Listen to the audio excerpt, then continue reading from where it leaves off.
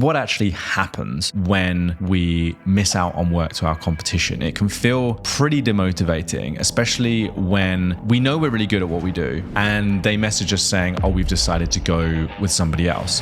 Everything that's happened to you in your life has positioned you to solve a specific problem for someone. And when you figure out what that is, your business will change. And more importantly, you don't have to worry about the competition because there is nobody else like you.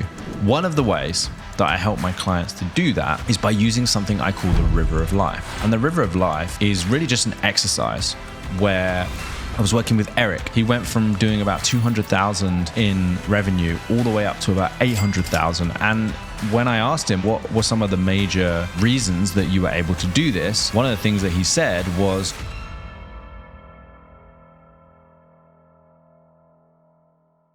it can be pretty frustrating if you miss out on work to your competition. In this episode of the Creative Courage podcast, I want to talk about a strategy and a principle that I've been using over the past 10 years now to help creative studios and creative freelancers to stand out from the competition and to demonstrate their value to their ideal clients so they can get paid what they deserve. So let's talk about the scenario, like what actually happens when we miss out on work to our competition. It can feel pretty demotivating, especially when we know we're really good at what we do. We know that we could do a good job for this person who we've sent a proposal to, and they message us saying, oh, we've decided to go with somebody else. I remember when I was running my creative studio, I used to look at other people's work. And when I came across someone that had as good or if not better work than me, I got a bit of a sinking feeling in my stomach. And I used to start to tell myself stories like, why would my clients pick me over this person or this agency? And sometimes people would even have prices on their website, and I would see that they were charging way less than me. And so I started to think, like, how can I compete with that? Now, the assumption that I was making was that clients only cared about the work. I was so focused on the creative output of the work and the quality of that creative output that I missed everything else around it. I missed the fact that I was in a unique position to solve a problem for someone. And this is the key idea. This is the one thing that I would like to get across in today's episode, is that everybody listening is in a unique position to solve a problem for someone. And it's their ability to solve that problem and the speed at which they solve that problem and the process of solving that problem that determines how much money they can charge and the impact that they can have in the world. So I want to start with this idea that everything that's ever happened to you in your life has positioned you in a way that is totally unique. There is nobody else like you, and all of the things that have happened to you in some way contribute to your ability to solve a problem for someone. Now, if you think about it like that, there really is nobody else or no other business exactly like you. And so I almost think about it like a jigsaw piece, right? We're fitting together these pieces of the jigsaw, and when it's complete, it's kind of pointing to somebody. It's pointing to somebody that we are in a unique position to help, or a problem that we're in a unique position to solve. And so I believe our job as creatives, when we're trying to differentiate ourselves from our competition, when we're really trying to cut through the noise, our job is to figure out what that problem is and why we're uniquely positioned to solve it.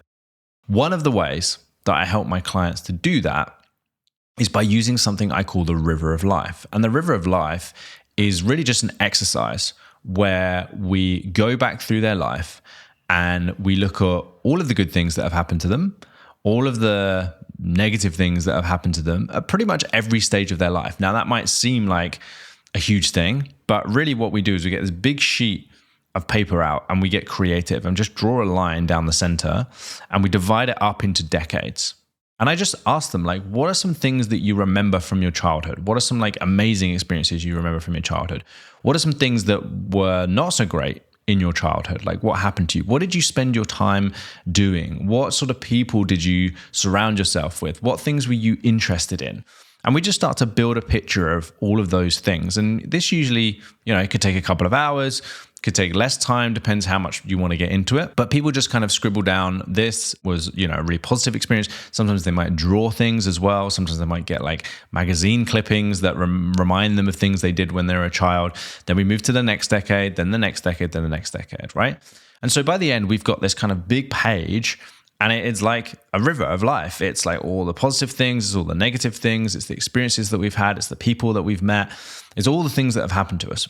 And then what we start to look for are themes. Like, so for example, I was working with one client recently, and she is a UX designer. When she was a child, she was always fascinated with medicine. She had some things where in her life, a few family members got ill, and she actually studied to be a doctor. And so she has this medical degree, but she didn't really enjoy it. And so she decided to retrain, and she'd always been interested in creativity and art. And so she retrained to be a designer, and she's really good at design. And so she kind of saw these two things as separate, right? Like, oh, well, I was a doctor, but then that was my last career. And like now my new career is design. And these two things aren't really linked. But when we started to explore how they were, she realized actually a lot of her clients were in the medical field, and she had done quite a lot of work for clients in the medical field previously. So she realized that she had these clients that were in the medical field. And when she kind of niched down and focused on that, she had this kind of unique advantage, which might seem obvious from the outside.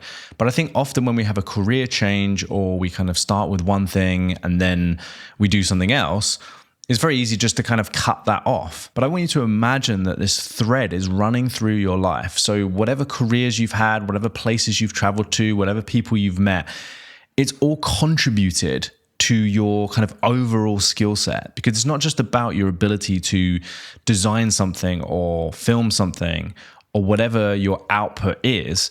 It's actually your ability to solve that problem. So once we do that, we look at these themes, and we then are trying to find the intersection. Like, where are all of these themes pointing to? Or who are some people that might live at the intersection of these themes, like industries, for example? I was working with Eric, and he was ex-Spotify, and he had always been into music, and he was very passionate about this kind of music, but he was a branding studio.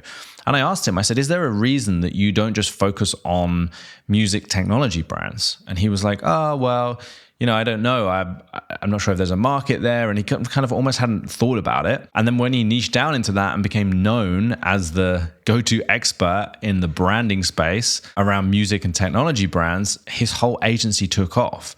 Now, it wasn't the only thing that we did. It was one of the things. But, in an 18-month period, he went from doing about 200,000 in revenue all the way up to about 800,000, and grew his team to about 10 to 12 people, which is really impressive, right? And when I asked him on the podcast episode, what were some of the major reasons that you were able to do this? One of the things that he said was just focusing on the music technology space and being known as the go-to expert in that space and building a reputation and a brand in that space. Now we're kind of getting onto like niching here, but what I really want you to understand, this idea is that you are in a unique position to help someone, and everything that's happened to you in your life has positioned you to solve a specific problem for someone. And when you figure out what that is, it can transform your business, because it takes you away from this idea that our skills are in a creative output. Like our skills are just our portfolio, or our skills are just like what we learned when we were training in this particular field. It's so much more than that. There are these soft skills that we can't always put our finger on. And the reason we can't put our finger on it is because we haven't taken time to deconstruct it. We haven't taken time to look at the themes, like what are the things that have happened to us throughout our life. So I believe one of the reasons I'm so interested in psychology, and one of the reasons that I coach rather than still just create things, is because of the experiences that have happened to me. Because of when I was in my early 20s, I went through a very stressful time in my life. I dealt with a lot of anxiety. I had panic attacks, and I had to go and have CBT. I had to learn about how the brain works. I had this real visceral experience. And then I had this tool set, and I was like, what am I going to do with this tool set? It's great for me, but I also know it can be so powerful to help other people. And so it's bringing these different elements, these different things that we have from experiences in our life that may seem trivial or not even that important to you, but from the outside, they stack up to actually put you in a unique position to solve a problem for someone. So that's my kind of short key message today, is that you are in a unique position to solve a problem for somebody. And when you figure out who that person is and what that problem is and how everything that's happened to you in your life has positioned you to solve that problem, your business will change. And more importantly, you don't have to worry about the competition because there is nobody else like you. If you found this episode valuable, please hit the subscribe button and share it with a friend. You've been listening to Creative Courage, and my name is Matt Essen.